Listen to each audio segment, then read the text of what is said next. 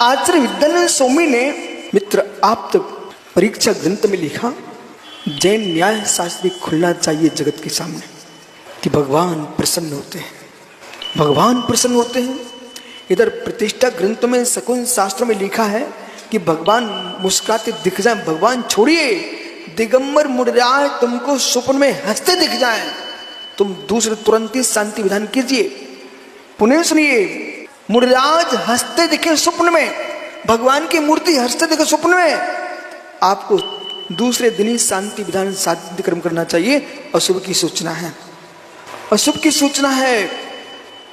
प्रशांत रूपाय दिगंबराय, दिगंबर मुद्रा के दांत नहीं दिखते, दिगंबर मुद्रा हंसते नहीं दिखती है। ध्यान करते मुद्राज दिखे, बीतरंग मुद्रा में भगवान की प्रतिमा दिखाई दे। मित्र अपना मां भाग्य समझना कि मैं कितना पुण्यशाली जीव हूं, मुझे स्वप्न में भगवान दिखते, गुरु दिखते, जिनवाणी दिखती है। वे पापी लोग सोते सोते भी भोजन करते, स्वप्न आते उनको।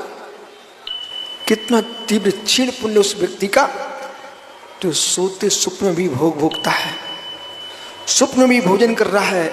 ओहो, से सोचना चाहिए, धिक्कार हो मुझे कि दिन भर में संसार के सुख भोगू, जागृत रात्रि में भोगू और स्वप्न में भोगू। कितना पुण्य क्षीण है। तो सोते सोते मेरे परिणाम भगवान की भक्ति के नहीं हो रहे, कितना पुण्य क्षीण है। और भाग्य उस जीव का स्वप्न में उसको गिरनार की वंदना हो रही है, शम्मेश्वर की वंदना कर रहा है। मित्र स्वप्न में गुरुओं के प्रवचन सुन रहा है, तत्व चर्चा सुन रहा है। मां भाग्यशाली जीव है जिसको स्वप्न भी मित्र देव सा गुरु को भक्ति के आते हैं।